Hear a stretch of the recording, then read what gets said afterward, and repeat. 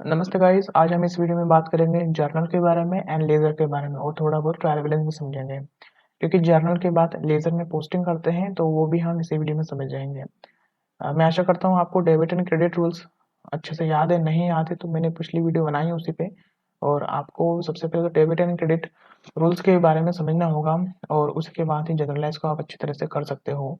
अब इसमें हम स्टार्ट करते हैं सबसे पहले इंट्रोडक्शन से कि जर्नल है क्या। आपको यहाँ पर डेफिनेशन दिख रही होगी जर्नल के बारे में। जर्नल एक प्राइमरी बुक है अकाउंट्स में, और जितने भी ट्रांजैक्शन अराइजेस होते हैं डे टू डे लाइफ में वो हम यहाँ पर रिकॉर्ड करते हैं। सोर्सेज क्या है? Cash memo, invoice, purchase bills and etcetera. ये सोर्सेज है रिकॉर्ड करने के। यहाँ से उठा के हम जर्नल में रिकॉर्ड करते हैं। तो अभी हम डेफिनेशन नहीं पढ़ेंगे, हम डायरेक्ट प्रैक्टिकल वे में समझते हैं इसको। मैं लिंक दे दूंगा इस वेब पेज के, तो आप डायरेक्ट जाके ये चीज़ पढ़ सकते हैं। ये कैरेक्टरिस्टिक्स यहाँ से पढ़ सकते हो आप। देखिए फॉर्मेट इस तरह से है। Date, particular, LF, debit amount, credit amount. यहाँ पर एलएफ का मीन्स मतलब लेजर फोलियो। इसका मतलब ये होता है, ये भी आपको यदि आप प्रैक्टिस कर रहे हो तो अभी आपको इसकी ज़रूरत ज़्यादा नहीं है, लेकिन आप जब प्रैक्टिकल वर्क में करते हैं, जहाँ अकाउंटेंट की पोस्ट पे आप जाते हो तो वहाँ पर यूज़ होता है ये। इसका ये मतलब होता है कि जैसे कि आपने कोई जर्नल बनाई है, उसका आपने लेजर भी तैयार किया है किसी और पेज पे, तो उस पेज का नंबर आप लेजर फोलियो में डाल सकते हो, ताकि आप तुरंत यानी अकाउंटेंट डायरेक्टली उस पेज को खोल सके और उस अकाउंट्स पर जा सके। अब यहाँ पर स्टेप इन जनरलाइजेशन ये सिर्फ पढ़ने के लिए है, अभी हम सब इतना नहीं देखेंगे। हम डायरेक्ट एक क्वेश्चन को लेंगे और उसको अकाउंटिंग इक्वेशन से सॉल्व करने की कोशिश करेंगे। अकाउंटिंग इक्वेशन बहुत बेसिक चीज़ है, हमको बहुत ज़्यादा डिटेल में समझा सकती है जनरलाइज के बारे में। तो ये आज हमारा क्वेश्चन है, इसको हम अकाउंटिंग इक्वेशन में सबसे पहले बनाएंगे। हर बार हम अकाउंटिंग इक्वेशन से नहीं समझेंगे, सिर्फ ये पहला क्वेश्चन है जो अकाउंटिंग इक्वेशन से समझा जाएगा, ताकि आप क्लियर हो सकोगे किस तरह से जर्नल के भी बैकग्राउंड में एक अकाउंटिंग इक्वेशन चलती है और उसी से आप जनरलाइज कर सकते हो। अकाउंटिंग इक्वेशन बेसिकली आपके दिमाग में काम करनी चाहिए और उसी से आप जर्नल को लिख सकते हो। एग्जाम पॉइंट ऑफ व्यू से आपको सिर्फ जर्नल ही परफॉर्म करनी होती है, ना कि अकाउंटिंग इक्वेशंस। लेकिन आपको पता होना चाहिए कि अकाउंटिंग इक्वेशन किस तरह से वर्क करती है। ये वाली वीडियो लंबी हो सकती है क्योंकि मैं पूरी डिटेल में आपको जर्नल एंड लेजर के बारे में समझाऊंगा। तो चलिए अब यहाँ से हम अकाउंटिंग इक्वेशन बनाना स्टार्ट करते हैं। देखना यहाँ पर अकाउंटिंग इक्वेशन तीन चीजों से मिलकर बनती है: असेट्स, कैपिटल एंड लायबिलिटीज। इसका फॉर्मूला है assets equals to capital plus liabilities. Assets को लाने के लिए टोटल क्लेम्स बराबर होने चाहिए। टोटल क्लेम्स में कैपिटल और लायबिलिटीज दोनों शामिल होती हैं, तो वो असेट्स के बराबर होती है। यदि असेट्स में इंक्रीमेंट होता है, इंक्रीज होता है तो डेबिट, और डिक्रीज होता है तो क्रेडिट। इसी का अपोजिट कैपिटल एंड लायबिलिटीज में होता है। यदि इंक्रीज होती है तो क्रेडिट एंड डिक्रीज होती है तो डेबिट। आपको कैपिटल निकालना है या फिर लायबिलिटीज निकालना है, तो उसके लिए आपको capital equals to assets minus liabilities करनी है। और यदि आपको लायबिलिटीज निकालना है, असेट्स में से कैपिटल माइनस होगा तो लायबिलिटीज आपको मिल जाएगी। तो आपने देख लिया किस तरह से ये अकाउंट इक्वेशन वर्क करती है इस फॉर्मूले पर। तो चलिए हम इलस्ट्रेशन नंबर 1 देखते हैं अब। चलिए तो यहाँ पर हम देखते हैं इलस्ट्रेशन नंबर 1 देखते हैं अकाउंटिंग इक्वेशन के साथ किस तरह से काम की जाती है। सबसे पहले लिखते हैं अकाउंटिंग इक्वेशन। फॉर्मूला लिखते हैं capital plus liabilities equal to assets. Capital and liabilities में इंक्रीज होगा तो क्रेडिट एंड डिक्रीज होगा तो डेबिट, और असेट्स में इंक्रीज होगा तो डेबिट एंड डिक्रीज होगा तो क्रेडिट। अब एक एक करके ट्रांजेक्शन देखते हैं हम। 2012 अप्रैल 1 Ramesh started business with cash. अभी हम अमाउंट को इग्नोर करते हैं, सिर्फ ट्रांजेक्शन पे ध्यान देते हैं। रमेश ने बिजनेस स्टार्ट किया है कैश में, इससे आपकी कैपिटल बढ़ जाएगी, तो कैपिटल यहाँ पर इंक्रीज हो जाएगी। इसको मैं यहाँ पर क्रेडिट कर देता हूँ। और यहाँ पर आपके असेट्स में डेबिट कैश को यहाँ ध्यान रखना है, प्लस प्लस या प्लस माइनस ध्यान रखना, आपको ध्यान रखना है यहाँ पर क्रेडिट एंड डेबिट में। एक तरफ क्रेडिट होगा तो दूसरी साइड डेबिट होगा। सेकंड ट्रांजेक्शन है अप्रैल 2 पेड इनटू बैंक। यहाँ पर कोई भी इफेक्ट नहीं आएगा, इफेक्ट आएगा यहाँ पर डेबिट बैंक, क्योंकि बैंक में पैसे आए हैं, एंड डिक्रीज इन कैश, तो कैश हो जाएगा credit. April 3 boat goods for cash. Cash में माल खरीदा तो यहाँ पर कोई इफेक्ट नहीं है। इस तरफ डेबिट करेंगे स्टॉक को, परचेस, एंड माइनस करेंगे कैश को, क्योंकि कैश से ट्रांजेक्शन हुआ है तो इसको क्रेडिट कर दिया है। Transaction number 4 draw cash from bank for office. Office के लिए पैसे निकाले हैं बैंक से, तो यहाँ पर कोई इफेक्ट नहीं है। यहाँ पर डेबिट हो जाएगा कैश एंड क्रेडिट हो जाएगा bank. Sold good to Krishna, Krishna का नाम है यानी कि क्रेडिट ट्रांजेक्शन है। अप्रैल 13 को सोल्ड किया है, तो आपके यहाँ पर डेटर्स बढ़ जाएंगे, इस तरफ कुछ नहीं होगा, लेकिन यहाँ पर आपके डेटर्स में इंक्रीमेंट हो जाएगा, डेटर्स डेबिट एंड क्रेडिट हो जाएगा सेल्स, यानी कि स्टॉक कम हो रहा है, यहाँ पर हम कर देंगे credit. Boat goods from Shyam, Shyam से उधार माल खरीदा है, क्रेडिट में खरीदा है क्योंकि श्याम नाम दिया है, तो आपके यहाँ पर इंक्रीज हो जाएंगे क्रेडिटर्स और यहाँ पर आपके स्टॉक्स बढ़ जाएंगे जो कि है purchase, debit and credit. Next, received from Krishna, Krishna को हमने क्रेडिट गुड्स बेचे थे, सेल्स किया था, तो उससे जो पैसे मिले हैं वो भी यहाँ पर आपको लिखना है, तो उसके लिए यहाँ पर कोई इफेक्ट नहीं है, यहाँ पर आपके कैश डेबिट हो जाएगा और डेटर्स क्रेडिट हो जाएंगे। नेक्स्ट ट्रांजेक्शन है paid Shyam cash, credit purchase किया था श्याम से, उसका पेमेंट किया है, तो यहाँ पर डेबिट हो जाएंगे क्रेडिटर्स और यहाँ पर कैश क्रेडिट हो जाएंगे, तो डेबिट एंड क्रेडिट, क्योंकि कैश जा रहा है तो पेड श्याम कैश। नेक्स्ट है cash sales for the month, यहाँ पर कोई इफेक्ट नहीं है, कैश सेल्स किया है तो आपके कैश में इंक्रीज हो जाएगा और स्टॉक कम हो जाएंगे। नेक्स्ट लास्ट ट्रांजेक्शन है paid salary to Ram, Ram को पेमेंट किया है, राम एक एम्प्लॉय है इस बिजनेस में, तो उसको पेमेंट किया है, तो यहाँ पर कैपिटल पे असर आएगा, जिससे कैपिटल डिक्रीज हो जाएगी और डिक्रीज पे डेबिट करेंगे हम उसको, और जब भी कैपिटल में कुछ डिक्रीज इंक्रीज होती है तो हम उसका स्पेसिफिक नाम लिखते हैं, जैसे यहाँ पर सैलरी है तो यहाँ पे लिखेंगे सैलरी अकाउंट, इस तरह से कैश जाएगा तो असेट्स में माइनस हो जाएंगे क्रेडिट कैश। तो इस तरह से आपको अकाउंटिंग इक्वेशन तैयार करनी है और इस तरह से आप अकाउंटिंग इक्वेशन को सीख सकते हो, आप किसी भी क्वेश्चन पे अकाउंटिंग इक्वेशन यूज कर सकते हो। तो इसका जो सॉल्यूशन है वो इस तरह से है, देख सकते हो यहाँ पर फर्स्ट जो ट्रांजैक्शन है उसमें आपको डेबिट हो रहा कैश एंड क्रेडिट हो रहा कैपिटल, जो कि यहाँ दिया है। नेक्स्ट ट्रांजैक्शन में असेट्स तरफ पे debit bank credit cash, third transaction में debit purchase and to cash, इस तरह से हमने अकाउंट इक्वेशन में किया है, वैसे दिख रहा हमको। फोर्थ में है cash account debit to bank account, fifth में है डेटर्स, आपका नाम लिखा है Krishna account debit to sales account, credit यहाँ पर अगर debit purchase 20 to Shyam, creditors का नाम, और यदि आपको नाम दिया है तो आप श्याम जैसे नाम दिया तो आपको नाम लिखना है। नेक्स्ट ट्रांजेक्शन में debit cash and credit debtors, debtors का नाम आएगा यहाँ पर, क्रेडिटर्स डेबिट देखिए Shyam to cash, second last में है डेबिट कैश टू सेल्स, और उसके बाद लास्ट ट्रांजेक्शन है सैलरी, जैसे कि मैंने बताया था जब भी कैपिटल्स कम होती है और जिस वजह से कम होती है उसका स्पेसिफिक नाम आता है, तो सैलरी यहाँ पर वेजेस भी हो सकता है, कमीशन भी हो सकता है, तो यहाँ उस तरह से आप नाम लिख सकते हो, salary account debit to cash account. चलिए तो आप फटाफट इलस्ट्रेशन नंबर 2 देखते हैं, वो भी इसी तरह से है। यहाँ पर आपको इलस्ट्रेशन नंबर 2 दिख रहा है और यहाँ पर इसका सॉल्यूशन दिख रहा है। January 1 started business with cash, cash account to capital account, paid into bank, bank account to cash account, sold goods to Mohan, Mohan to sales, return by Mohan. जिस तरह से हम सेल्स करते हैं डिफेक्टिव गुड्स आ जाता है तो परचेस जो परचेस करने वाला है वो वापस आपको रिटर्न कर सकता है, तो उसको लिखते हैं sales return account debit to Mohan. Sales को अपोजिट करना है ना, ये जो हमने जनवरी 5 की एंट्री इसको अपोजिट करना और यहाँ पर सेल्स की जगह सेल्स रिटर्न लिखना है, तो वो एंट्री रिटर्न की हो जाएगी, गुड रिटर्न बाय मोहन। इसी तरह परचेस में भी आता है, जैसे आगे एंट्रीज आ रही है, जैसे परचेस किया हमने शाम से, गुड्स परचेस फ्रॉम शाम, परचेस अकाउंट डेबिट टू शाम्स, और यदि हमको डिफेक्टिव मिलता है तो हम भी रिटर्न कर देते हैं, तो इसी तरह से शाम account debit to purchase return. Next entry है bought furniture for office use by cheque, furniture account debit to bank, furniture एक असेट्स है तो असेट्स का नाम लिखते हैं, फर्नीचर अकाउंट डेबिट, और बैंक अकाउंट क्योंकि बैंक से पैसे दिए हैं चेक के थ्रू तो bank account credit. Purchase goods for cash, purchase account debit to cash, paid cartage, cartage खर्चा है नॉमिनल अकाउंट है तो उसको हमने डेबिट किया है, और to cash account, paid interest on loan तो interest on loan debit to cash account, interest on loan nominal account है, एक्सपेंसेस है तो हम इसको डेबिट करते हैं। सिंपल एंट्री है, सिंपल एंट्रीज वो होती है जो अभी हमने फर्स्ट इलस्ट्रेशन और सेकंड इलस्ट्रेशन में देखा, वो एग्जांपल है सिंपल एंट्रीज के, जिसमें सिर्फ दो ही ट्रांजेक्शन होते हैं, एक डेबिट का और दूसरा क्रेडिट का। कंपाउंड एंट्रीज में होती है या तो दो डेबिट होंगे एक क्रेडिट होंगे, तो ये एंट्रीज है, ये डेबिट दो बार हुए ये क्रेडिट हुआ, तो मतलब एक ही एंट्री में कंपाउंड कर दिया गया है, तो इसलिए इसको कंपाउंड एंट्री कहा जाता है। यहाँ पर डिस्काउंट अलाउड है, डिस्काउंट अलाउड इसलिए है ये लॉस बिजनेस का नॉमिनल अकाउंट इसको डेबिट किया है, यदि डिस्काउंट रिसीव होता है तो हम क्रेडिट करते हैं इसको, आगे वाले इंटरेस्ट में देखेंगे हम उसको भी।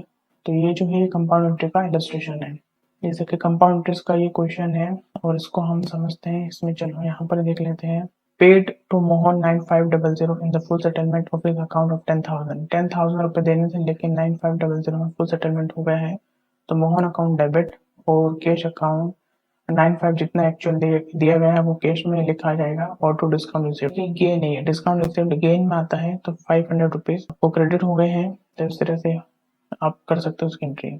जनवरी 5 रिसीव्ड फ्रॉम राम 12,000, इसका अपोजिट है received from Raj 12,000 in cash and allowed him discount 100।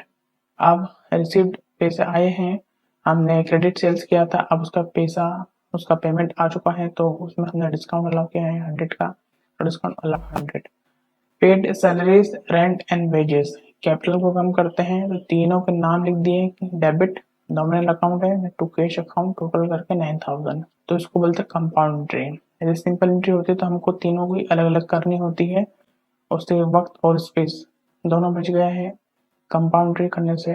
Next entry है जनवरी 10, purchase goods of 20,000 out of which goods of 12,000 were on credit from the Shyamlal. 20,000 का माल खरीदा और 12,000 क्रेडिट है, यानी कि बाकी कैश है।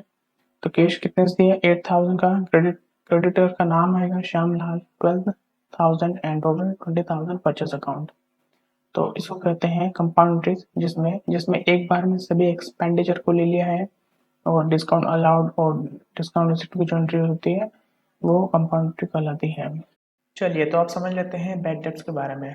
बैड डेब्ट्स क्या होता है? जब बिजनेस में क्रेडिट ट्रांजैक्शन होते हैं, तो क्रेडिट ट्रांजैक्शन होने पर आपके डेटर्स बनते हैं, और जब डेटर्स इंसॉल्वेंट हो जाते हैं, means he is unable to pay his liability, तो वो इंसॉल्वेंट कहलाता है। तो उस कंडीशन में बैड डेब्ट्स होते हैं। बैड डेब्ट्स मीन्स लॉस है, नॉमिनल अकाउंट के रूल्स लगते हैं यहाँ पर, इसलिए bad debts account debit to debtors personal account. Sometimes क्या होता है, कुछ अमाउंट तो रिसीव हो जाता है लेकिन कुछ अमाउंट रिसीव नहीं होता है, तो उस कंडीशन में कंपाउंड एंट्रीज की जाती है, कैश और bank account debit, bad debts account debit to debtors personal account total amount से।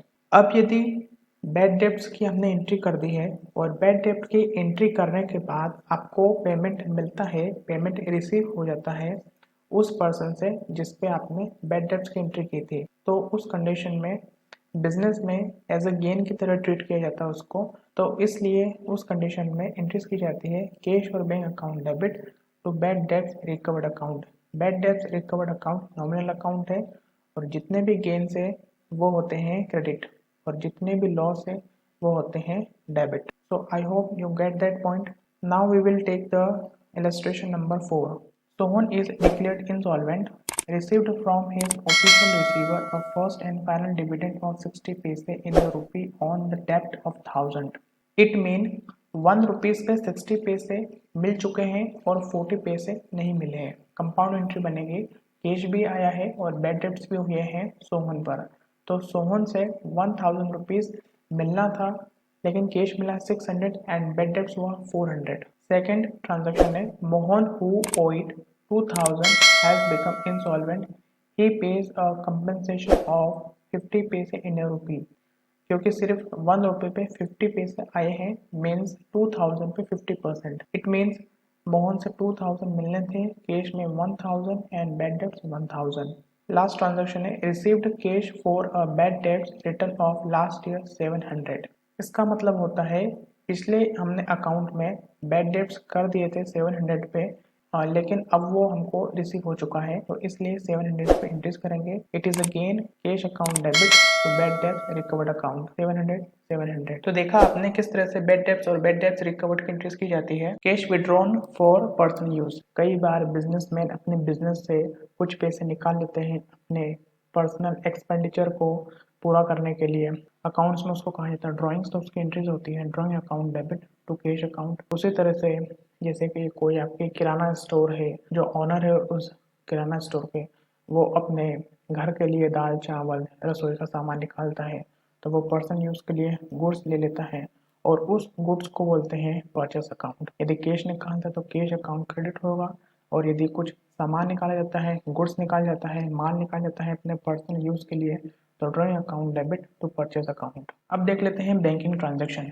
बैंकिंग ट्रांजैक्शन, अब सब बिजनेस बैंक के थ्रू ही पेमेंट करते हैं, पेमेंट को रिसीव करते हैं, तो बैंक से बहुत सारे कामों को किया जाता है, तो इसलिए बैंकिंग ट्रांजैक्शन बहुत ही इंपॉर्टेंट पॉइंट ऑफ व्यू है अकाउंट्स में। तो देखते हैं क्या क्या चीज़ की जाती है बैंक से।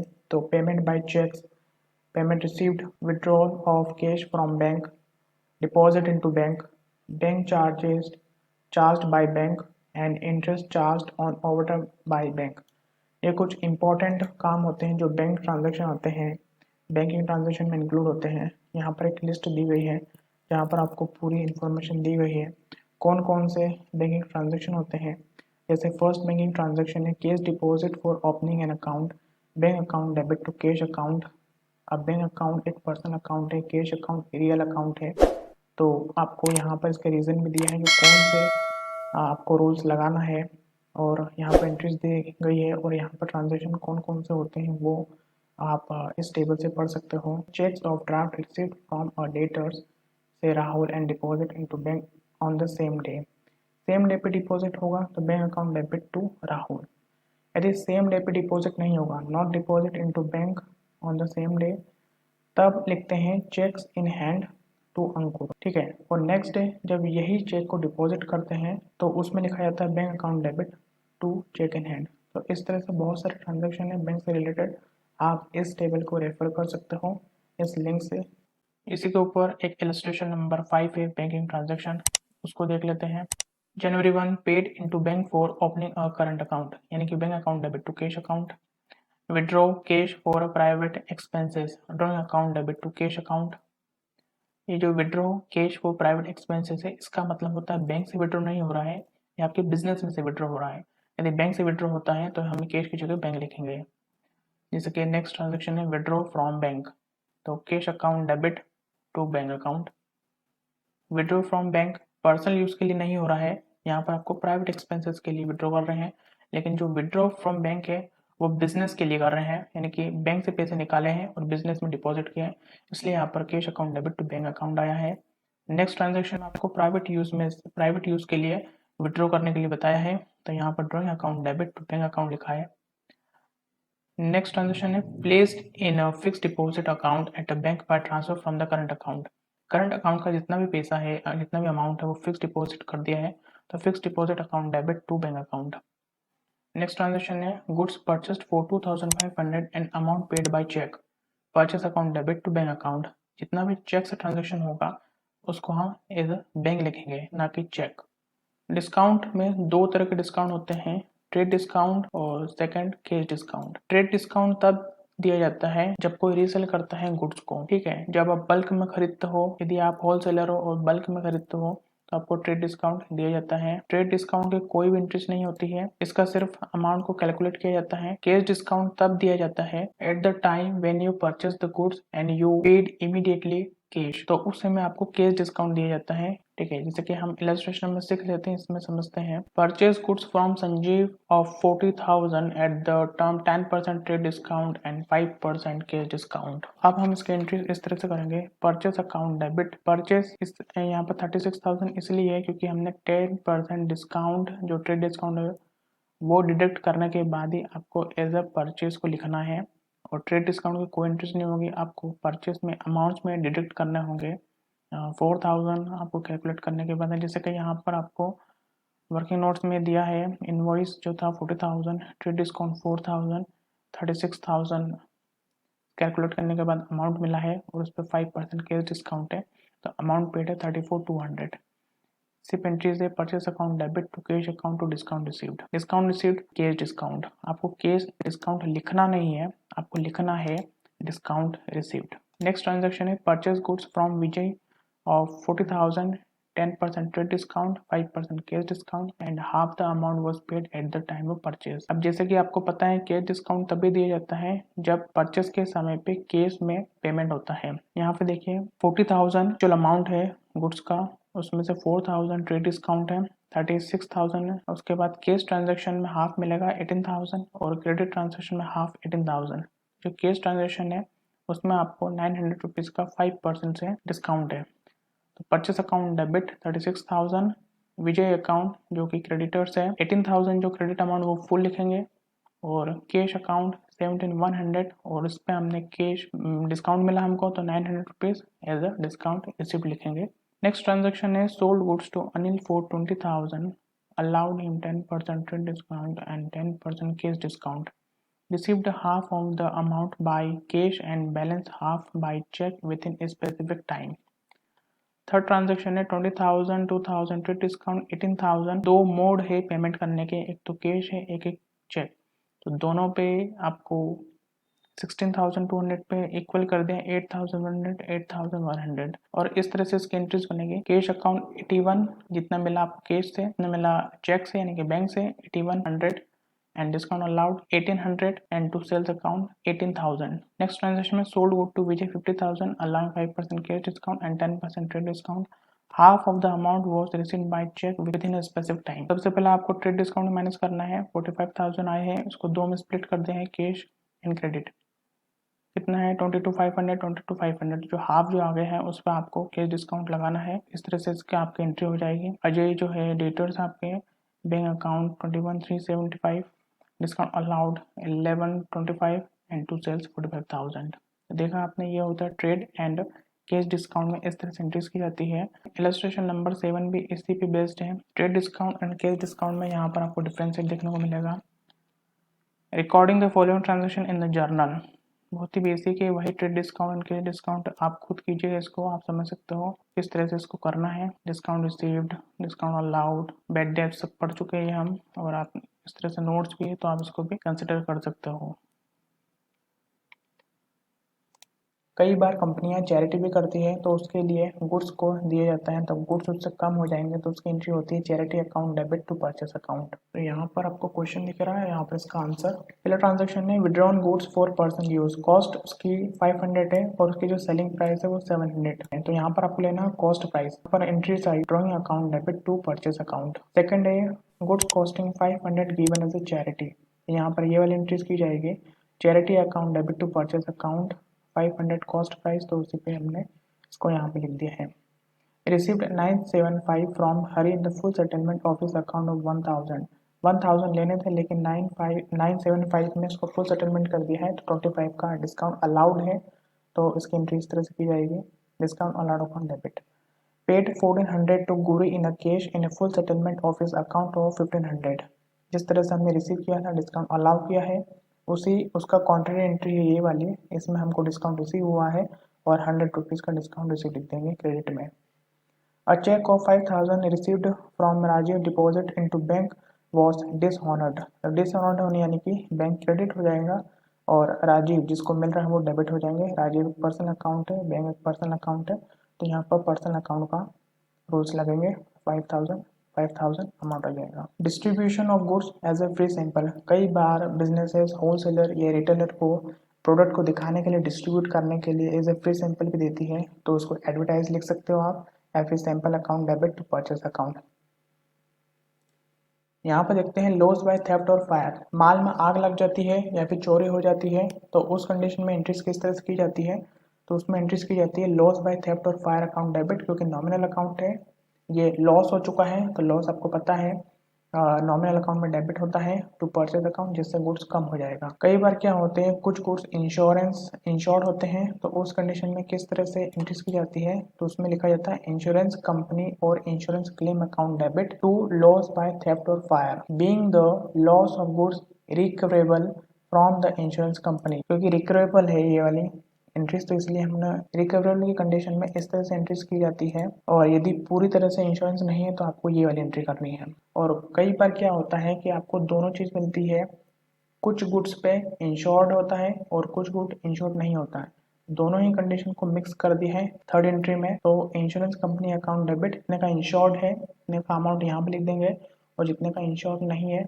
उसको प्रॉफिट एंड लॉस के सामने लिखेंगे। और टू लॉस बाय थेफ्ट और फायर्स, जब इंश्योरेंस कंपनी से पैसा एक्चुअल में मिल जाता है तो उसकी एंट्रीज होती है bank account debit to insurance company, और जो गुड इंश्योर्ड नहीं है तो उस कंडीशन में पूरा जितना भी लॉस हुआ है वो कंपनी को बियर करना होगा, और उस कंडीशन में इस तरह की एंट्रीज परफॉर्म की जाती है profit and loss account debit to loss by theft और फायर। प्रॉफिट एंड लॉस के सामने टोटल अमाउंट लिख देंगे जितना का लॉस हुआ है। यदि आपको इसको रीड करना है और डिटेल में तो आप इस वेब पेज को रीड कर सकते हो। कई बार गुड्स का यूज़ किया जाता है असेट्स बनाने में, when goods are used to make construct an assets, तो उस कंडीशन में इस तरह से एंट्रीज की जाती है असेट्स की वैल्यू बढ़ जाएगी असेट्स अकाउंट डेबिट, और गुड्स की जो क्वांटिटी है या अमाउंट है वो कम हो जाएगा तो परचेस अकाउंट डेबिट। इस तरह से ये ट्रांजेक्शन है। Goods costing 500 were used by proprietor for domestic purpose, drawing account debit to purchase. 200 due from Hari are bad debts, bad debts account debit to Hari, ये सब पढ़ चुके हैं हम। तो इसलिए मैं फटाफट बता रहा हूँ आपको। Goods costing 3000 were destroyed by fire and they were not insured. पहली ट्रांजैक्शन जो होती है loss by fire to purchase account. Next है goods damaged by fire 1000 and insurance company accept claim of 800। तो पहली लॉस की एंट्रीज करेंगे। Loss by fire account debit to purchase, total amount लिखेंगे 1000। उसमें एंट्री होती है insurance company account debit to loss by fire account 1000 के बाद जितना इंश्योरेंस कंपनी बियर करती है तो बैंक अकाउंट डेबिट 800 रुपीज़ और profit and loss account 200 rupees. Insurance company account 1000 का हमने किया था लेकिन उन्होंने सिर्फ 800 का माना है, तो आपको इस तरह से एंट्रीज परफॉर्म करनी है। नेक्स्ट है goods costing 500 given as a charity, sales price 600। तो आपको सेल्स प्राइस नहीं लिखनी है, चैरिटी में दे रहे हो तो 500 रुपये लिखेंगे जो कि कॉस्ट प्राइस है। Charity account debit to purchase account 500। Next transaction है paid landlord rupees 1500 for rent. One third of the premises is occupied by the proprietor for his own residence. 1500 rupees rent के देने हैं landlord को कि building rent पे लिए रखी है और उसमें 1/3 जो पार्ट है वो प्रोपराइटर खुद अपने रेसिडेंस के लिए यूज कर रहा है, जो कि ड्राइंग की तरह माना जाता है इसको। तो रेंट अकाउंट 2/3 जो वो एक्चुअल रेंट देगा यानी कि 1000। ड्राइंग है 500 debit to cash account 1500। Compound entries की गई है यहाँ पर। नेक्स्ट ट्रांजेक्शन है sold household furniture for 5000 in cash and paid the money into bank. Cash account debit, cash इससे बढ़ जाएगा और टू कैपिटल अकाउंट। अब आप यहाँ पर पूछोगे कि हमने फर्नीचर का नाम क्यों नहीं लिखा है। फर्नीचर का नाम इसलिए नहीं लिखा है क्योंकि ये जो चीज़ें ये हाउस होल्ड की है ना कि बिजनेस की है। सोल्ड हाउस होल्ड फर्नीचर, यदि यहाँ बिजनेस की फर्नीचर होता है तो हम यहाँ फर्नीचर लिखते हैं टू फर्नीचर अकाउंट और फर्नीचर को बेचने पर आपको कैश मिलता है तो कैश लिखते हैं। लेकिन ये हाउस होल्ड की फर्नीचर है 5000 की और उसने यानी कि पर्सनल हाउस होल्ड के फर्नीचर को बेचा है और उससे जो पैसे मिले हैं वो बिजनेस में लगा दिए हैं। तो इस तरह से जो हम पहली एंट्री करते हैं जब बिजनेस स्टार्ट होता है तो उस तरह से एंट्रीज की जाती है इस कंडीशन में। Wood used for making office furniture 2000। Wood यानी कि फर्नीचर से रिलेटेड है, furniture account debit to purchase account. Wood यानी लकड़ी का काम चल रहा है इनका, तो उन्होंने लकड़ी से ही फर्नीचर बना लिया ऑफिस का। इनका बिजनेस ही लकड़ी का है, जो लकड़ी वगैरह बेचते हैं काटते हैं, तो इस तरह से एंट्रीज की जाती है। Page number 15 purchase and sales of fixed assets. जब फिक्स्ड एसेट्स को खरीदा या फिर बेचा जाता है तो उस कंडीशन में कौन कौन सी एंट्रीज की जाती है। ये है परचेज की, कैश जा रहा है, एसेट्स बढ़ रहे हैं तो assets account debit to cash account या फिर बैंक से पेमेंट होता है बैंक अकाउंट। सेल्स करने पर अपोजिट एंट्री हो जाएगी इसके, कैश और bank account debit to assets account. On purchase of assets on credit, credit पे खरीदा तो assets account debit to suppliers, किसी का नाम जिससे खरीदा है क्रेडिटर्स का, यदि क्रेडिट पे खरीदा तो। On sale of the assets on credit, तो यहाँ पर परचेसर का नाम आएगा और डेबिट टू असेट्स अकाउंट। तो एंट्रीज की जाती है purchase and sales of fixed assets. Expenditure on the installation of machinery and on the construction on building. Illustration number 11 देखते हैं तो आप ये वाली चीज़ को समझ पाओगे। May 1 purchased building and issue cheque. अभी अमाउंट को इग्नोर करेंगे, अमाउंट एज इट इज लिखना आपको। तो building account debit to bank account. Purchased machinery from Ramson on credit, Ramson credit का नाम लिखेंगे, creditors and machinery account debit. Bought furniture from Hind traders for cash, Hind trader से furniture खरीदा है तो furniture account debit to cash. जब cash में है तो आपको नाम लिखने की कोई ज़रूरत नहीं है। नेक्स्ट है bought a van and issue cheque, तो वैन अकाउंट डेबिट या फिर motor van account debit to van account. Paid 2500 in cash on installation of machinery, machinery account debit to cash account लिखेंगे।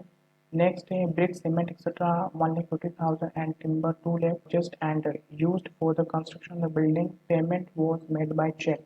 तो सभी चीज़ बिल्डिंग को बनाने के लिए है तो यहाँ पर इनका नाम ना लिखते हुए बिल्डिंग का नाम लिखेंगे, building account debit to bank account. Total कर देंगे 350। ये होते हैं expenditure on the installation of machinery and on the construction of building. Last transaction इसकी बेस्ट है और इसको भी आप रीड कर सकते हो।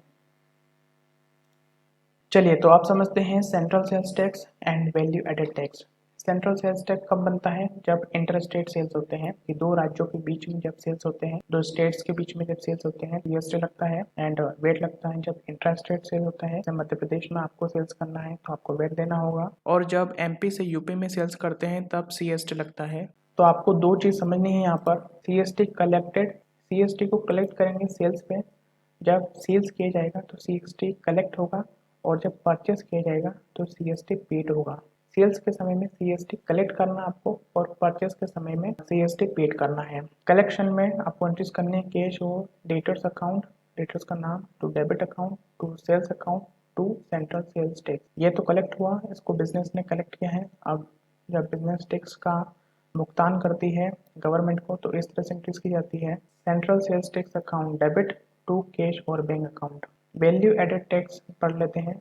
When VAT is paid at the time of purchase, purchase account debit, VAT paid account debit to cash or bank on credit account. VAT collected cash or bank or debtors account debit to sales account to VAT collected account. अब इसको हम करते हैं paid to the government, VAT collected account debit to VAT paid account, यानी कि इसको adjustment करना होगा और एक्चुअल में जितना मिलता है आपको कलेक्टेड में वो आपको पेमेंट करना है गवर्नमेंट को। तो VAT collected account debit to cash और बैंक अकाउंट। एग्जाम्पल लिख लेते हैं 12 वाला यहाँ पर। चलिए तो अब हम यहाँ पर इलस्ट्रेशन से समझते हैं CST एंड VAT को। Illustration number 12, following transaction in the books of Rajan, in the books of Rajan journal, debit particular, debit and credit. Purchase good for 50,000 in cash and paid central sales tax 8%। Purchase account debit to cash account. यहाँ पर आपको 50,000 पर 8% निकाल कर आपको जो actual payment अब देना है उसके बाद वो टोटल आप लिख देंगे 54,000।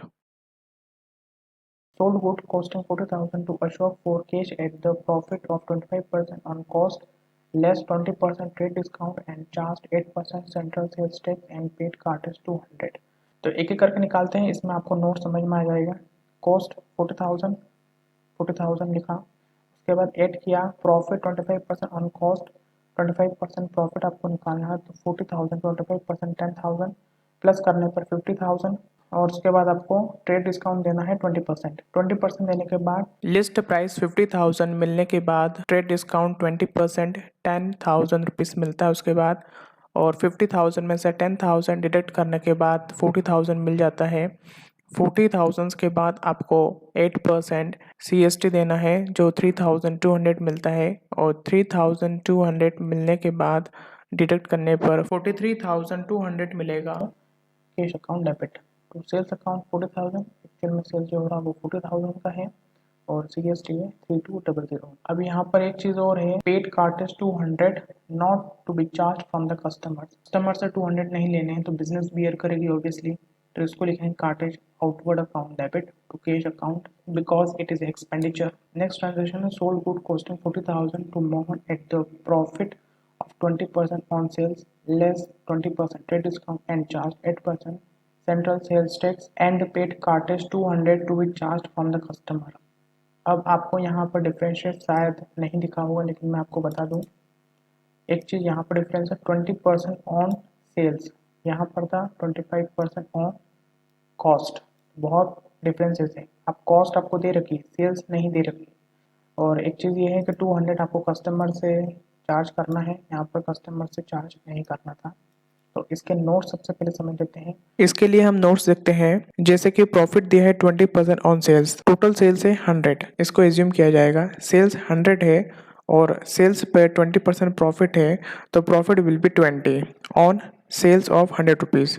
यदि आपको कॉस्ट निकालना है तो टोटल सेल्स मीन्स 100 में से सब्सट्रैक्ट करना होगा प्रॉफिट मीन्स 20, तो अब आपको मिलता है 80 रुपीज़ कॉस्ट। यदि 80 रुपीज़ कॉस्ट है तो सेल्स कितनी हुई 100। यदि 1 रुपये कॉस्ट है तो सेल्स कितनी होगी 100/80।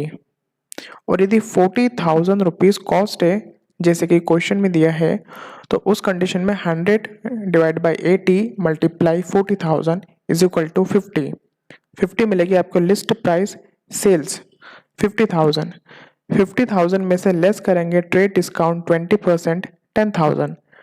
10,000 को सब्स्टिट्यूट किया जाएगा 50,000 में से तो मिलेगा 40,000 इनवॉइस वैल्यू।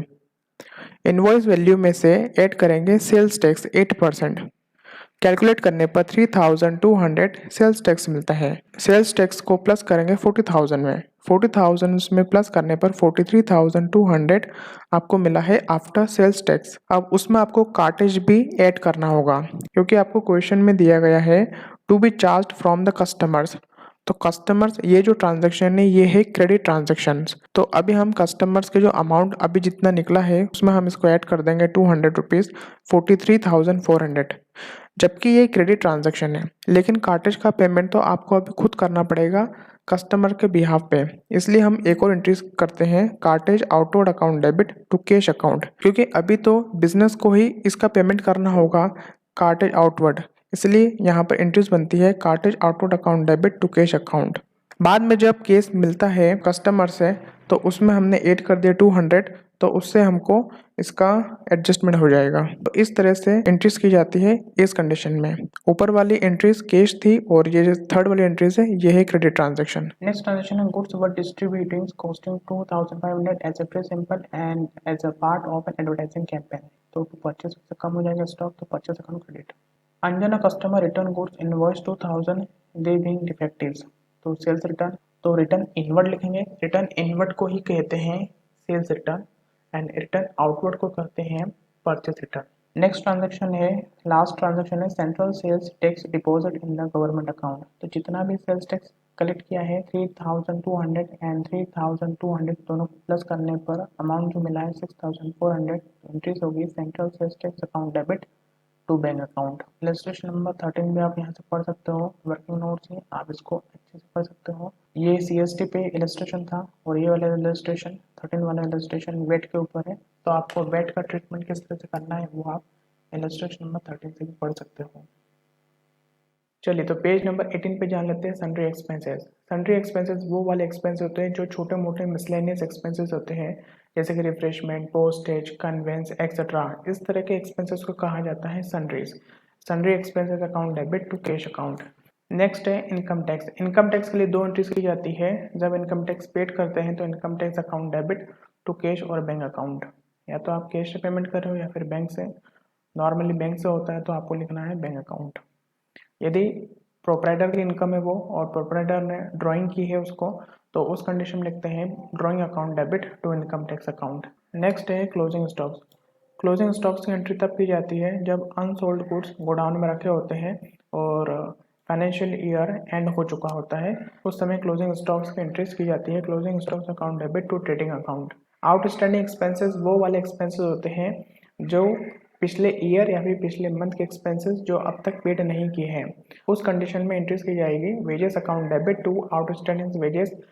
आउटस्टैंडिंग एक्सपेंसेस का अपोजिट होता है प्रीपेड एक्सपेंसेस। प्रीपेड एक्सपेंसेस तब किया जाता है जब नेक्स्ट ईयर या फिर नेक्स्ट मंथ का पेमेंट आप इस मंथ या फिर इस ईयर कर देते हो, उस कंडीशन में प्रीपेड एक्सपेंसेस की एंट्रीज की जाती है। प्रीपेड एक्सपेंसेस असेट्स है, prepaid insurance premium account debit to insurance premium account.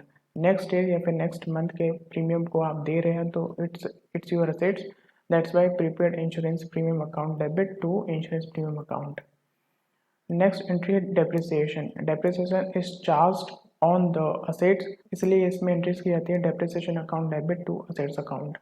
Next accrued income. Accrued income वो वाली इनकम होती है जो आपने अर्न कर ली है लेकिन अब तक आपको कैश में प्राप्त नहीं हुई है, उस इनकम को कहते हैं accrued income. Accrued income account debit to income account.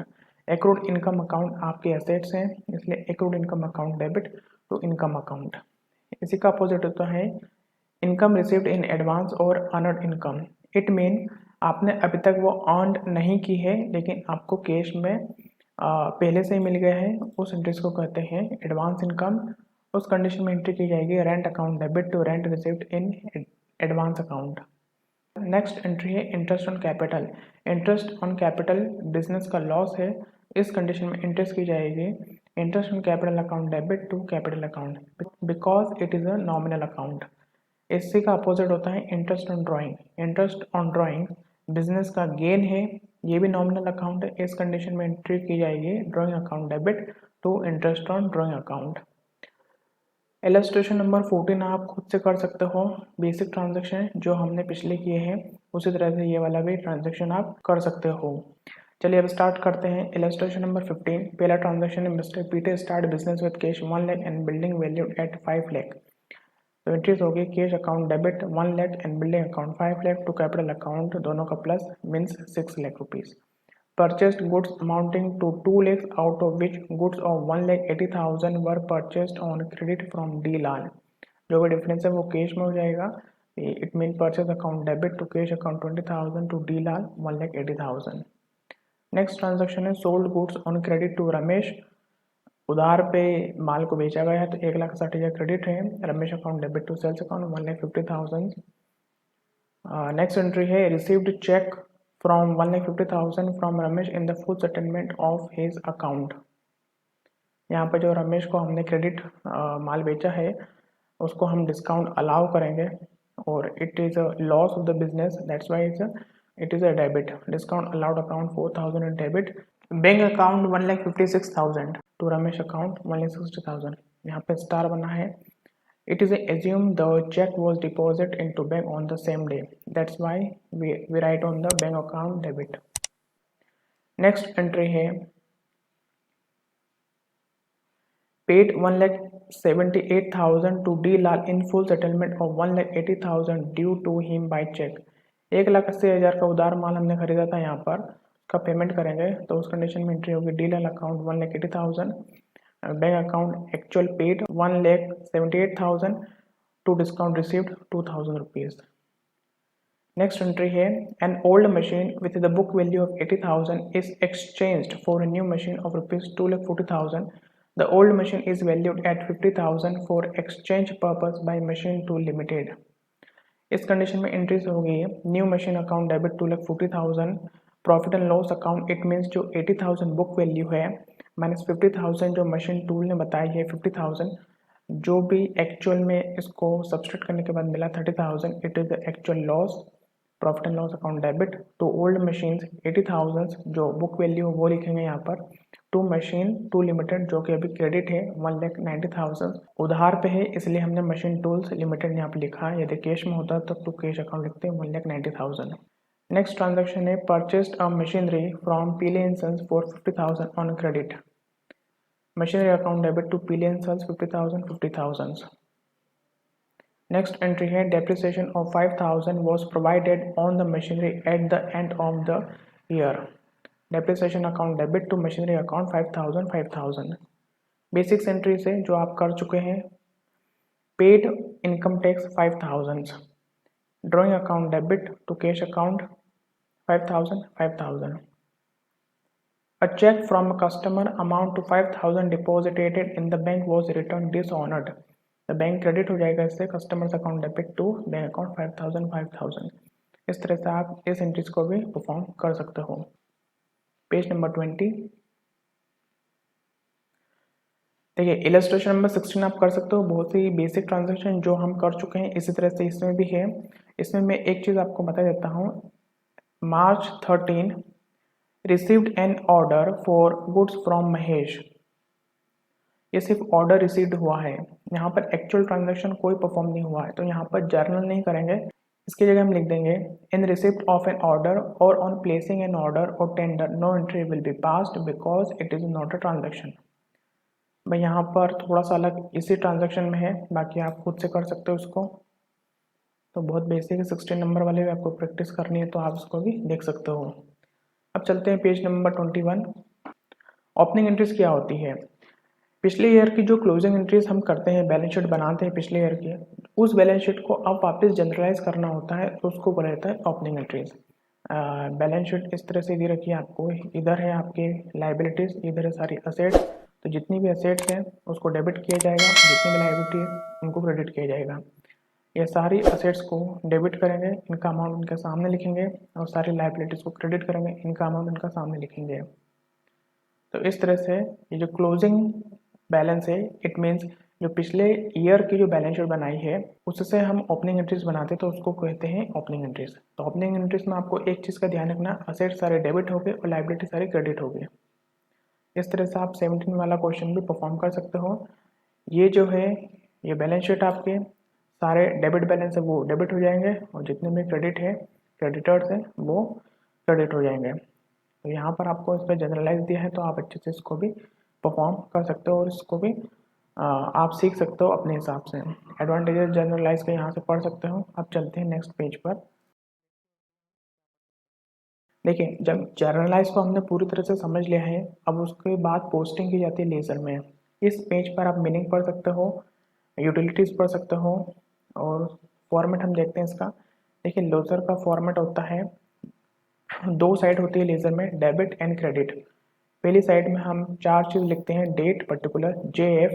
जिस तरह से हम जर्नल में LF लिखते थे, इट मीन्स लेज़र फोलियो, तो यहाँ पर लिखेंगे JF, क्योंकि हमको यहाँ पर जर्नल का रेफरेंस देना होता है और वहाँ पर हमको लेज़र का रेफरेंस देना होता है, इसलिए वहाँ पर लिखते थे LF एंड यहाँ पर लिखेंगे JF।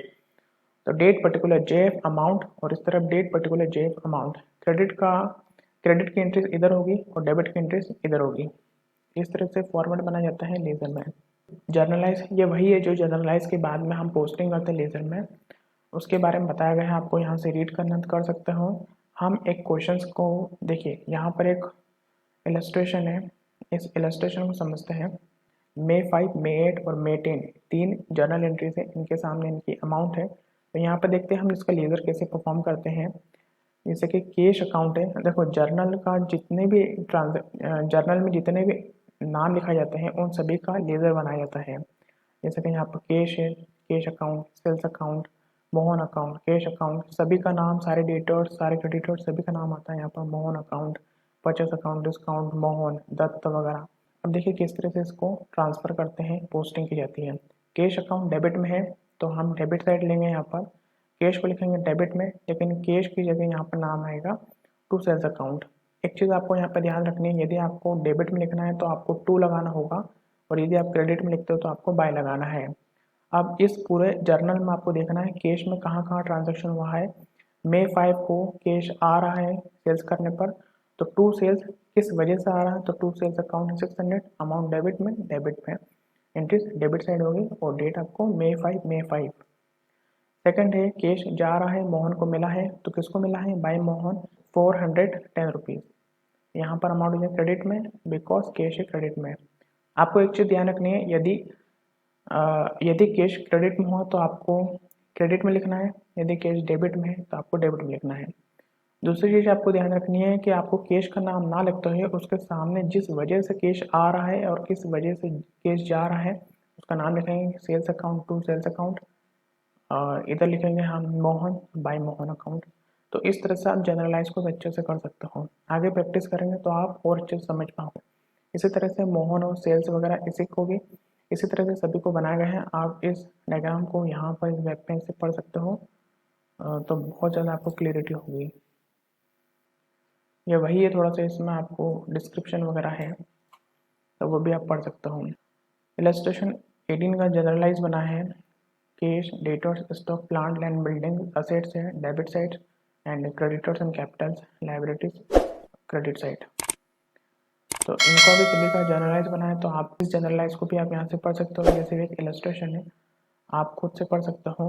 हम करेंगे आगे का ट्रांजैक्शन जिसमें हम देख लेंगे जर्नल को भी, लेज़र को भी, इसलिए मैं यहाँ पर आपको शॉर्ट में समझा रहा हूँ, और आप वैसे भी पढ़ सकते हो। यहाँ पर टू और बाय का जैसे मैंने बताया, आपको डेबिट में लिखोगे तो आपको टू लगाना है, एंड क्रेडिट में लिखोगे तो आपको बाय लगाना है। नेक्स्ट है बैलेंसिंग ऑफ अकाउंट। देखिए बैलेंसिंग ऑफ अकाउंट क्या होता है, इससे पहले आपको समझना होगा कि डेबिट बैलेंस किसको कहा जाता है और क्रेडिट बैलेंस किसको कहा जाता है। देखिए डेबिट बैलेंस तब होता है जब डेबिट साइड्स ज़्यादा होती है क्रेडिट साइड से, और क्रेडिट बैलेंस तब कहा जाता है जब क्रेडिट साइड ज़्यादा होगी डेबिट साइड से। उस वजह से उनको डेबिट बैलेंस और क्रेडिट बैलेंस कहा जाता है। अब यहाँ पर इधर साइड देखिए आप, debit side total is more than the credit side. Debit side ज़्यादा होगी तो हम क्रेडिट साइड लिखेंगे बाय बैलेंस CD। यदि क्रेडिट साइड ज़्यादा होगी तो डेबिट साइड लिखेंगे टू बैलेंस CD। अब जब इसको जो ट्रांसफ़र किया जाता है नेक्स्ट मंथ में, तब जिस भी बैलेंस होगा, जो भी बैलेंस होगा डेबिट साइड या फिर क्रेडिट साइड, और उस तरफ लिखा जाता है to balance BD। If debit balance write on the debit side as to balance BD, if credit balance write on the credit side as by balance BD। यदि debit side हुआ balance तो balance BD, और credit side balance हुआ है तो bye balance BD। मैंने बताया debit balance किसको कहा जाता है और क्रेडिट बैलेंस किसको कहा जाता है, उसको आप ध्यान रख सकते हो, तो आप इस तरह से इसको लिख पाओगे। आगे हम जब जनरलाइज करेंगे तो उसको बहुत अच्छे डिटेल में समझेंगे, तो वहाँ पर आपकी प्रैक्टिस हो जाएगी और आप ज़्यादा जानकारी के उसको पढ़ सकते हो। देखो लेज़र को लिखने का तरीका यही कि जब आप टोटल करते हो तो आपको 2 लाइन से यहाँ पर ख़त्म करना होगा। जैसे कि यहाँ पर डेबिट बैलेंस है, इस तरफ की ज़्यादा बैलेंस है, कैश अकाउंट है तो ऑब्वियसली डेबिट बैलेंस आपका बड़ा होगा और क्रेडिट बैलेंस छोटा होगा। तो यहाँ पर जो शॉर्ट है 30,350 का डिफरेंस है इसे, और इसी 30,350 को हम ट्रांसफ़र करेंगे नेक्स्ट मंथ में, अप्रैल के बाद मई 1। तो इधर लिखा है टू बैलेंस BD 30,350। इसी चीज़ को यहाँ पर समझाया है, आप इसको यहाँ से भी देख पाओगे। देखिए 19 वाला इलस्ट्रेशन आप खुद से कर सकते हो, इसमें जर्नल बनाना आपको और पोस्टिंग करना लेज़र में है, क्योंकि जो इलस्ट्रेशन नंबर 20 है उसमें हम जर्नल भी देखेंगे, लास्ट वाला क्वेश्चन होगा वो इस वीडियो का, जर्नल भी देखेंगे, लेज़र में पोस्टिंग करना भी देखेंगे, और उसके बाद ट्रायल बैलेंस किस तरह से बनाया जाता है। तो तीनों चीज़ को हम एक ही इलस्ट्रेशन में जान लेते हैं, जिससे वीडियो थोड़ी सी छोटी बन जाएगी। तो इस इलस्ट्रेशन में आप खुद से कर सकते हो, सारे सॉल्यूशन यहाँ पर है। ये जर्नल है, देन उसके बाद लेज़र है, और उसके बाद यहाँ पर डिफरेंशिएट भी है। तो यहाँ पर जर्नल लेज़र दोनों दे रखे हैं, उसके बाद आप इन दोनों के बीच में डिफरेंशिएट भी कर सकते हो इस टेबल से। ट्रायल बैलेंस की मीनिंग ये होती है कि अर्थमेटिकल एक्यूरेसी चेक करने के लिए ट्रायल बैलेंस को बनाया जाता है। इट मीन्स आपके डेबिट और क्रेडिट बैलेंस बराबर है कि नहीं, इसलिए ट्रायल बैलेंस को बनाया जाता है। यदि ट्रायल बैलेंस आपका अर्थमेटिकल एक्यूरेंसी में सही पाया जाता है तो उससे हम फाइनेंशियल अकाउंट अच्छे से बनाया जाता है और बैलेंस शीट आपकी एक्चुअल में मैच हो जाएगी जब ट्रायल बैलेंस आपका ठीक बनेगा। ट्रायल बैलेंस तब अच्छा बनता है जब आपके जर्नल एंड लेज़र आपके ठीक से बनाए हैं। तो उस तरह ट्रायल बैलेंस को एक अर्थमेटिकल एक्यूरेसी चेक करने के लिए ट्रायल बैलेंस को बनाया जाता है। यहाँ पर ऑब्जेक्टिव मेथड दो तरह की होती है, total method and balance method.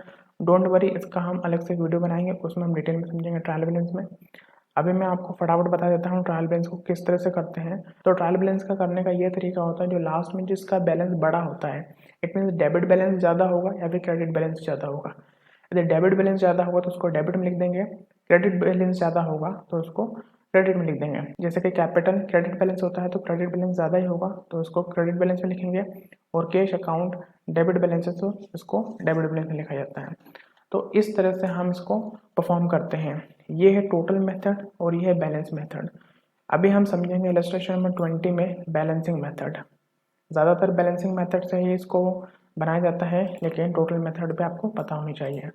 तो टोटल मेथड हम ट्रायल बैलेंस की वीडियो में समझेंगे। अभी हम इलस्ट्रेशन नंबर 20 देखते हैं, जिसमें हम बैलेंसिंग मेथड से ट्रायल बैलेंस बनाएंगे। देखिए यहाँ पर इलस्ट्रेशन नंबर 20 दिया है, सारा ट्रांजैक्शन है, उसके बाद यहाँ पर इसका जनरलाइज दिया है, उसके बाद इसको पोस्टिंग करेंगे लेज़र में, लेज़र के बाद यहाँ पर इसको लास्ट में पोस्टिंग किया जाएगा ट्रायल बैलेंस में। तो यहाँ पर आपको अर्थमेटिकल एक्यूरेसी चेक हो रही है 38,195 बराबर, यानी कि ये पूरा ट्रांजेक्शन सारे जनरलाइज और लेज़र आपके ठीक ठाक बने। अब इसके बाद हम बैलेंस शीट को भी बना सकते हैं।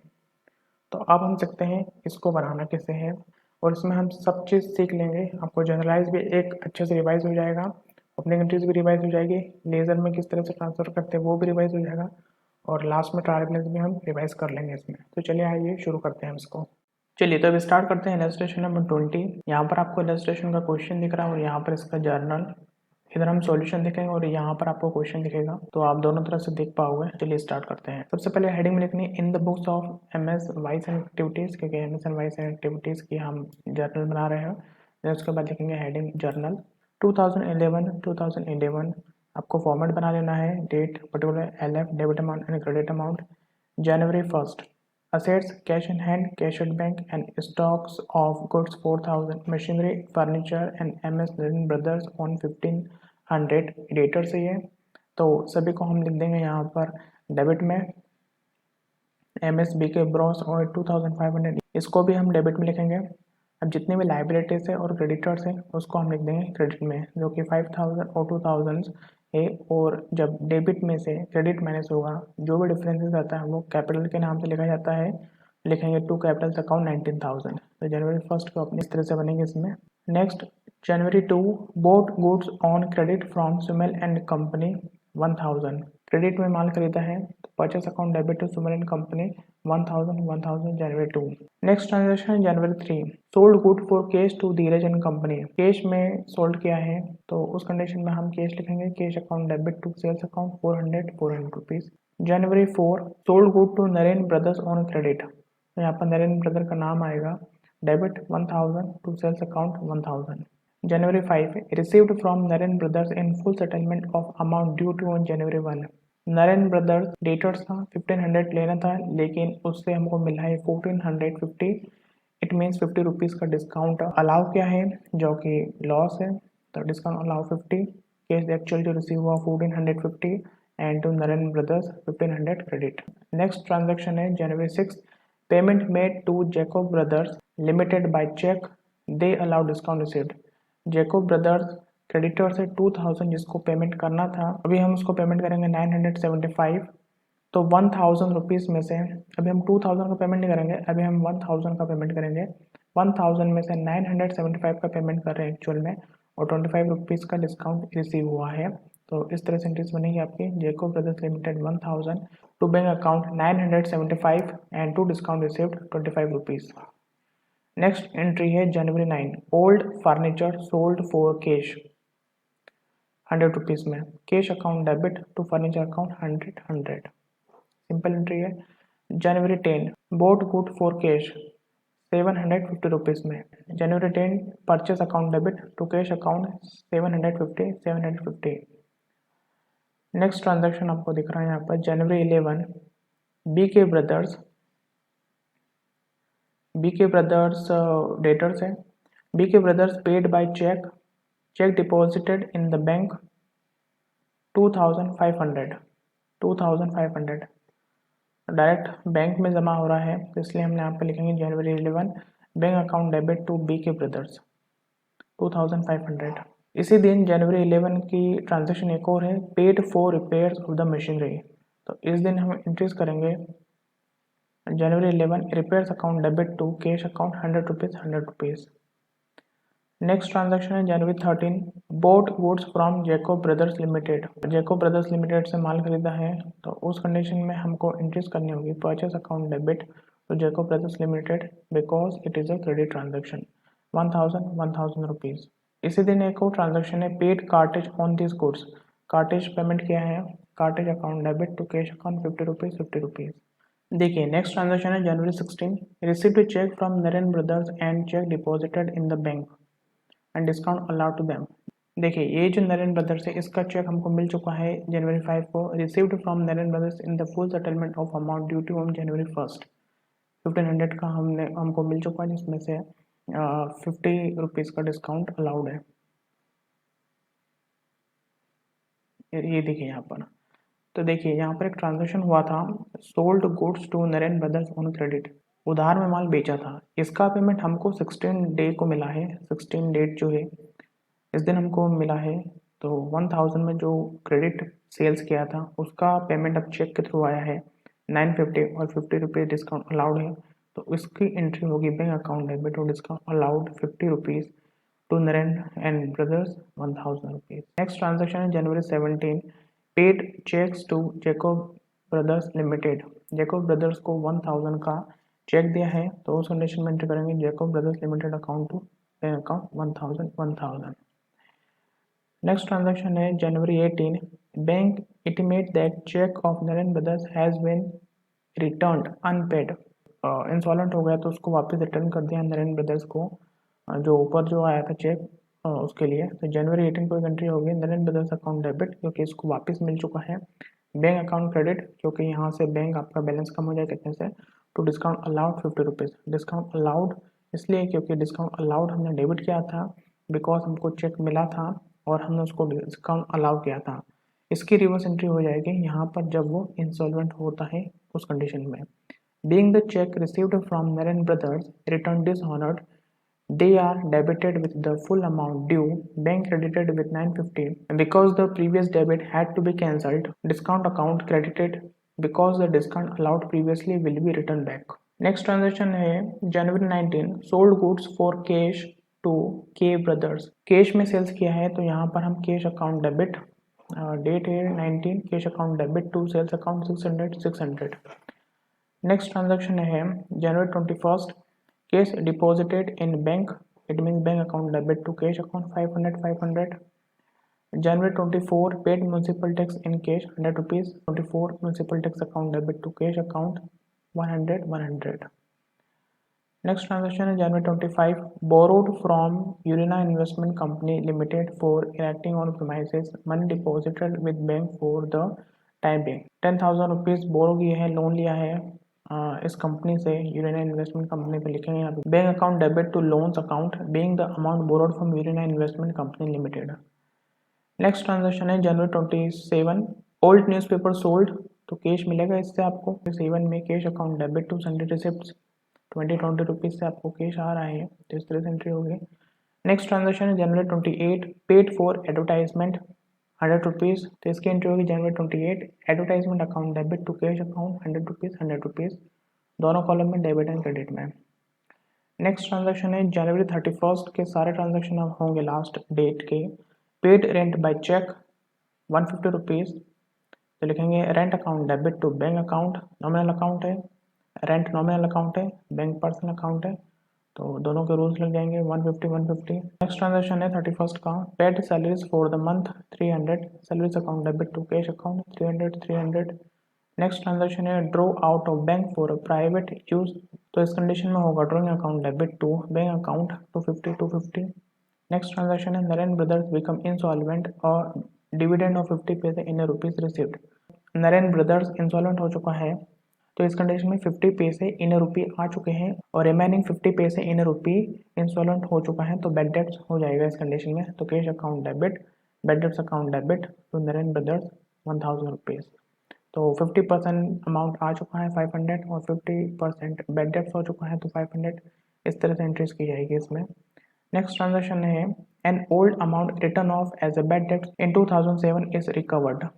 इट मीन्स जो हमने बैड डेट्स की एंट्री की थी 2007 में, तो एक्चुअल में वो वाला अमाउंट 2011 में जनवरी 31 को मिल चुका है, तो इसलिए ये बिजनेस का गेन है। तो इस कंडीशन में एंट्री करेंगे cash account debit to bad debts recovered account 150। Bad debts recovered account nominal account है, जितने भी गेन है वो क्रेडिट होंगे तो 150। सभी का टोटल किया डेबिट का तो 51,570 रुपये आए हैं और क्रेडिट का टोटल किया तो 51,570 का, दोनों का बैलेंस इक्वल आएगा यहाँ पर। तो अब इसका बनाते लेजर अकाउंट है। लेजर बनाने का स्टार्टिंग करते हैं ledger account, MS wise and activities and capital account. अब देखिए एक एक करके हम लेजर अकाउंट बनाएंगे, तो इस तरफ आपको जर्नल दिख रहा है यहाँ पर और यहाँ पर आपको लेजर दिखेगा, तो एक एक करके हम ट्रांजेक्शन बना सकते हैं। आप कुछ भी स्टार्ट करते हैं, आप कैश से स्टार्ट कर सकते हैं, बैंक से कर सकते हैं, स्टॉक से कर सकते हो। यहाँ पर मैंने कैपिटल से स्टार्ट किया, तो चलिए कैपिटल से स्टार्ट करते हैं। अब आप पूरे जर्नल में देखना होगा कहाँ पर कैपिटल से ट्रांजैक्शन हुआ है, तो देखते हैं हम एक एक करके। तो स्टार्टिंग लिखते हैं कैपिटल अकाउंट डेबिट क्रेडिट, जिस तरह से उसका फॉर्मेट है उस तरह से बनाएंगे। Date particular JF rupees, date particular JF rupees, ठीक है। यहाँ पर टू लिखते हैं और यहाँ पर बाय लिखते हैं, इतना आपको फॉर्मेट के लिए पता है। चलिए स्टार्ट करते हैं। कैपिटल है तो कैपिटल आपको पता है स्टार्टिंग में होती है कैपिटल। टू में है टू कैपिटल अकाउंट, तो लिखेंगे क्रेडिट साइड, तो यहाँ पर कैपिटल को, कैपिटल का नाम नहीं आएगा क्योंकि कैपिटल का हम अकाउंट बनाते हैं और जिसका भी हम अकाउंट बनाते हैं उसका नाम नहीं लिखते हैं, उसका अपोजिट में। जैसे कि यहाँ पर ओपनिंग एंट्री है, तो यहाँ पर हम लिखेंगे ओपनिंग एंट्रीज के लिए लिखते हैं बाय बैलेंस BD। जब भी आपको ओपनिंग एंट्रीज करनी होती है तो आपको लिखना होगा बाय बैलेंस BD। यदि क्रेडिट साइड ओपनिंग होगी तो बाय, और यदि डेबिट साइड ओपनिंग होगी तो आपको लिखना पड़ेगा यहाँ पर टू बैलेंस BD। लेकिन अभी ओपनिंग कहाँ से स्टार्ट होगी, क्रेडिट से, क्योंकि क्रेडिट में है तो क्रेडिट ही पोजीशन लेंगे, तो क्रेडिट में लिखा बाय बैलेंस BD 19,000। और जब भी आपको क्लोज करनी है तो आप देखिए, ये जब ओपनिंग हो रही है तो हमने डेट डाली है जनवरी 1 बाय बैलेंस BD, लेकिन हम जब क्लोजिंग करते हैं, हम जिस मंथ के लिए बना रहे हैं वो है जनवरी के लिए। ये सारे ट्रांजैक्शन जनवरी के हैं, तो आपको क्लोजिंग कौन सी डेट को होगी, जनवरी 31 को। तो क्लोजिंग एंट्री करेंगे डेबिट साइड में, अपोजिट में होती है क्लोजिंग। जैसे कि अभी ओपनिंग यहाँ पर क्रेडिट में हुआ तो अपोजिट में यहाँ पर क्लोजिंग करेंगे, तो 2011 जनवरी 31 को क्लोजिंग करेंगे, इस कंडीशन में लिखेंगे। और यहाँ पर लिखेंगे टू बैलेंस CD, इसका मतलब होता है कैरिड डाउन, ये क्लोजिंग के लिए होती है। BD ब्रॉड डाउन ओपनिंग के लिए होता है। अब इसी मंथ का जो कैरिड डाउन है यानी कि क्लोजिंग एंट्री, वो नेक्स्ट मंथ के लिए ओपनिंग बन जाएगी। तो ओपनिंग के लिए यहाँ लिखेंगे February 1 बाय बैलेंस BD 19,000। ये जो क्लोजिंग ओपनिंग एंड बैलेंसिंग को ट्रांसफर करते हैं नेक्स्ट मंथ में, ये सभी में किया जाएगा। जितने भी आप लेजर बनाओगे सभी में इसी तरह से किया जाएगा। देखते हैं हम नेक्स्ट वाला कैश अकाउंट डेबिट, और इसको हम टोटल कर देंगे 19,000 और 19,000। यहाँ पर 2 लाइन ड्रॉ करके आप इसको क्लोज कर सकते हो। तो इस तरह से बनता है जर्नल एंट्री। चलिए एक एक करके देखते हैं। कैश अकाउंट, देखो कैश में बहुत सारी चीज़ आती है और जाती है, तो कैश का अकाउंट बड़ा बनता है। इसी तरह से बैंक भी अकाउंट बड़ा बनता है। देखिए स्टार्ट करते हैं। तो कैश अकाउंट देखते हैं यहाँ पर। देखिए यहाँ पर कैश है, डेबिट साइड लिखेंगे कैश जनवरी 1 यहाँ पर आपको लिखना पड़ेगा टू बैलेंस बीडी, क्योंकि यहाँ पर ओपनिंग बैलेंस है। ये पूरी जो एंट्री है वो ओपनिंग बैलेंस के लिए है, तो यहाँ पर हम ओपनिंग बैलेंस लिखते हैं। तो ओपनिंग बैलेंस के लिए एंट्रीज की जाती है टू बैलेंस बीडी से स्टार्ट होती है। एक्चुअल में ये डेबिट में लिखा है, तो यहाँ पर हमने डेबिट में लिखा था। यहाँ पर क्रेडिट में था, तो हमने इसको यहाँ पर क्रेडिट में बीडी लिखा था। डेबिट में है तो हम लिखेंगे इसको डेबिट में बीडी। तो January 1 to balance BD ₹200, ₹200। Next cash देखते हैं, कैश कहाँ पे लिखा है, तो जनवरी 3 को कैश है to sales, January 3 to sales ₹400। Next cash देखते हैं जनवरी 5, इसका अपोजिट टू नरेंद्र ब्रदर्स, और कैश का अमाउंट लिखेंगे 1450 to Narendra brothers 1450। Next transaction देखते हैं, नेक्स्ट जनरल देखते हैं कहाँ पर कैश जनवरी 9 को है, तो टू फर्नीचर ₹100। नेक्स्ट कैश है जनवरी 10। अब यहाँ पर क्रेडिट में है तो आपको क्रेडिट में जाना होगा, यहाँ पर लिखेंगे January 10 by purchase account 750। Next transaction है कैश में जनवरी 11 को by repair ₹100। Next transaction, next journal देखते हैं जनवरी 13 बाय कार्टेज 50। जितने भी खर्चे हैं वो सब इस तरफ आएंगे, जितने भी रिसिप्ट है कैश के वो इस तरफ आएगी, और जितना पेमेंट है वो इस तरफ आएगा क्रेडिट साइड। तो देखा ₹50 यहाँ पर आया है। एंड नेक्स्ट कैश, तो इसको आपको पूरा जर्नल में देखना होगा, जहाँ जहाँ पर कैश का रिसिप्ट और पेमेंट हुआ है वो देखना होगा। जनवरी 19 को कैश मिल रहा है तो टू सेल्स 600, टू सेल्स 19 को 600। जनवरी 21 को विड्रॉ कर रहे हैं, ऑफिस से विड्रॉ कर रहे हैं लेकिन बैंक में डिपॉजिट कर रहे हैं, बिजनेस से विड्रॉ हो रहा है लेकिन बैंक में डिपॉजिट हो रहा है। लिखेंगे बाय बैंक ₹500। म्यूनसिपल टैक्स चुका है तो बाय म्यूनसिपल टैक्स ₹100। ओके, यहाँ पर एक कैश जनवरी 21 को मिला है, संडे रिसिप्ट ₹20 न्यूज़पेपर बेचने पर हमको मिला था, ये यहाँ पर लिखा है। जनवरी 28 को एडवर्टाइजमेंट के लिए पेमेंट किया है, तो एडवर्टाइजमेंट ₹100। उसके बाद कैश आपको जनवरी 31 टू कैश अकाउंट, तो लिखेंगे बाय सैलरीज के लिए ₹300 पेमेंट किया है। और उसके बाद कैश जनवरी 31 को ₹500 मिला है, तो लिखेंगे यहाँ पर अपोजिट में टू नरेंद्र ब्रदर्स ₹500। लास्ट में बैड डेब्ट रिकवर्ड हुआ, तो बैड डेब्ट रिकवर्ड अकाउंट ₹150 है। यहाँ पर आपको टोटल लगाना है डेबिट का। टोटल लगाने के बाद आपको टोटल लगाना है क्रेडिट का, यहाँ तक 300 तक आपको टोटल लगाना है, और डेबिट का टोटल जो कि मिला है 3420। इसको डिडक्ट करेंगे हम इस तरफ के टोटल को, तो आपको जो डिफरेंसेस मिलेगा वो मिलेगा 1520। उसके बाद लिखेंगे January 31 by balance C D carried down, और जितने का भी डिफरेंसेस आपको मिलता है ₹1520 का, तो वो क्रेडिट साइड लिख देंगे। और यही वाला जो डिफरेंसेस है ये ओपनिंग बैलेंस बन जाएगा नेक्स्ट मंथ का, तो इसके लिए हम डेबिट साइड में फरवरी लिखेंगे February 1 to balance brought down 1520। तो इस तरह से आपको सभी जर्नल का आपको लेज़र बनाना है, जैसे कि cash book, machinery account, furniture account, stocks, सभी को एक चीज़ को आपको यहाँ पर देखना है और उसको पोस्टिंग करनी है लेज़र में। Stock account, purchase account, sales account, Narendra brothers सारे डेटर्स, क्रेडिटर्स के नाम, BK brothers, loan account, Jacob brothers limited, Samarin company, discount allowed account, discount received account, repairs account, cartage account, municipal tax account, sundry receipt account, advertisement account, rent account, salaries account, drawing account, bad debts recovered account, जैसे कि सभी का हमने laser बना लिए हैं। अब बात कर लेते हैं ट्रायल बैलेंस की। ये जो ट्रायल बैलेंस है ये बैलेंसिंग मेथड का है, तो अब हम ट्रायल बैलेंस को सीखते हैं कि किस तरह से पोस्टिंग की जाती है लेजर से ट्रायल बैलेंस में। इसका फॉर्मेट होता है serial number, name of account, LF means ledger folio, debit amount and credit amount. सबसे स्टार्ट शुरू करते हैं कैपिटल अकाउंट। कैपिटल अकाउंट का बैलेंस वो वाला देखते हैं जो नेक्स्ट मंथ में ओपनिंग दिखाता है आपको, जहाँ पर आपको नेक्स्ट मंथ लिखा होता है बाय बैलेंस BD। इसको कहते हैं बैलेंसिंग मेथड में इस बैलेंस को लिया जाता है 1900, तो यहाँ पे लिखेंगे बाय बैलेंस BD 1900। इसके बाद टू कैश अकाउंट, इसका बैलेंस अपना फरवरी है, डेबिट साइड है तो इसको डेबिट साइड लिखेंगे ₹1520, डेबिट साइड 1500। यहाँ पे क्रेडिट बैलेंस तो क्रेडिट लिखा है, इस तरह से बैंक बैलेंस आपको दिख रहा है, बैंक बैलेंस में लिखेंगे 17,425 क्योंकि ये यहाँ पर डेबिट में है। मशीनरी अकाउंट आपको डेबिट बैलेंस है फरवरी 1 का, तो यहाँ पर आप करोगे फरवरी 1 को यहाँ पर आपको डेट नहीं लिखनी है, आपको सीरियल बाय नंबर लिखना है और आपको यहाँ पर अमाउंट देना है। जिस साइड आपका ब्रॉड डाउन होगा मीन्स नेक्स्ट मंथ जहाँ पर ओपनिंग होंगी उस तरह का डेबिट और क्रेडिट लेंगे आप। तो यहाँ पर लिखा 10,000 furniture account balance BD 900 stocks account फरवरी 1 4,000 rupees purchasers account to balance BD 2,750 debit side because this is right on the debit side. Sales account to balance BD 2,000, तो यहाँ पर 2,000 सेल्स में दिख रहा है आपको क्रेडिट में। नरेन ब्रदर्स में आपको कोई भी चीज़ नहीं दिखने को मिली है। नरेन ब्रदर्स में आप नरेन ब्रदर्स से कोई रिलेशन नहीं है बिजनेस का, तो नरेन ब्रदर्स को ट्रायल बैलेंस में हम पोस्टिंग नहीं करेंगे, तो इसको छोड़ देंगे यहाँ पर। तो यहाँ पर आप देख पा रहे हो नरेन ब्रदर्स का नाम कहीं पर भी नहीं है क्योंकि यहाँ पर बैलेंस रिमेनिंग नहीं है, इसलिए यहाँ पर पोस्टिंग नहीं की जाएगी। नेक्स्ट BK ब्रदर्स, इसका भी बैलेंस नहीं है, तो यहाँ पर देखिए BK ब्रदर्स भी नहीं है। लोन अकाउंट फरवरी 1 to balance BD loan account 15,000 balance है। जैकब ब्रदर्स लिमिटेड का बैलेंस है, क्रेडिट बैलेंस है 1,000 रुपीज़। सिमरन कंपनी का बैलेंस है 1,000 rupees. Simran company its creditors 1,000 rupees. Discount allowed का 50 रुपीज़ डेबिट में। रिसीव्ड 25।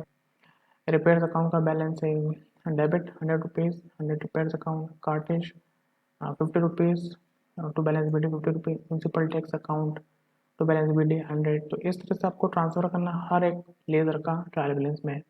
संडे रिसिप्ट्स अकाउंट का बैलेंस है credit side to balance BD 20 rupees. और एडवर्टाइजमेंट अकाउंट है, उसके बाद एडवर्टाइजमेंट अकाउंट का बैलेंस है to balance BD debit balance है, तो डेबिट में लिखा है। रेंट अकाउंट डेबिट बैलेंस है 150 रुपीज़।